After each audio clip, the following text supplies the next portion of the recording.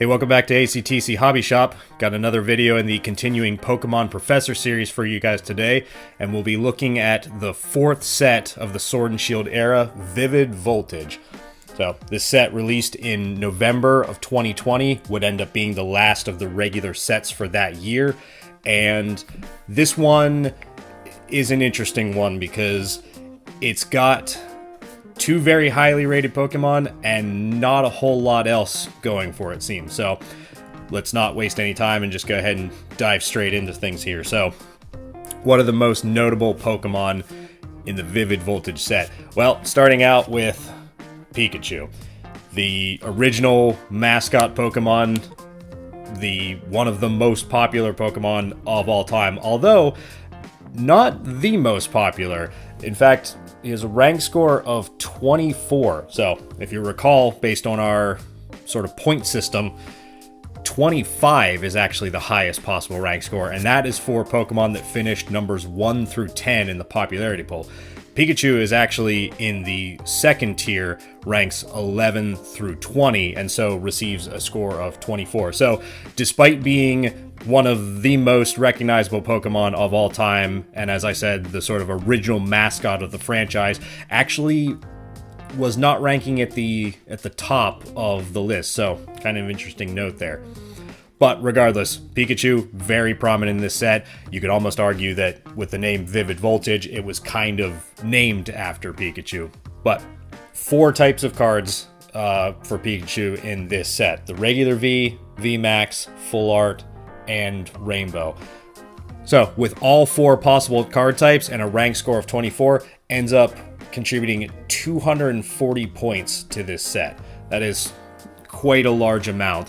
I have a percentage written down here. We'll get to what that is in just a second. But the next most prominent Pokemon actually ends up being incredibly similar to Pikachu in terms of overall impact to this set, and that is Aegislash. Steel Ghost Pokemon, one of the most interesting designs, I personally think, in the Pokemon series. Aegislash, also very popular. Not the top of the list, but very, very close to it. Once again, with a rank score of 24. Also, all 4 possible card types: regular V, VMAX, Full Art, and Rainbow. All things said, ends up contributing the exact same number of points as Pikachu, 240 towards the total set score. Now then, that is kind of where the really sort of heavy-hitting Pokemon end for this series, unfortunately. The next and really sort of last Pokemon that contributes anything really worth talking about to this set is Togekiss. Togekiss ended up with a rank score of 12, so pretty much right in the middle of the pack, and half as much as Pikachu or Aegislash, both coming in with 24. Togekiss only at 12. Similar to those other two, however, did appear in all 4 cards in this set: regular V, VMAX, Full Art, and a Rainbow. However, because of that half rank score compared to the other two, no surprise, only ends up contributing half the points, only 120. And like I said before, that's kind of where this set ends in terms of the most notable Pokemon. In all of the other series, or all the other sets we've looked at thus far, we've been trying to highlight, around 4 Pokemon or something like that. But with this one, 3 is kind of all there is. There's a couple more notable Pokemon in there, but they are only featured in maybe like 1 card here or there, and so they don't make a very large impact towards that final score. But getting right down to the heart of the matter, what is that final score for the Vivid Voltage set? So final score, we end up with 876. Quite a bit lower than even Darkness Ablaze, especially Rebel Clash.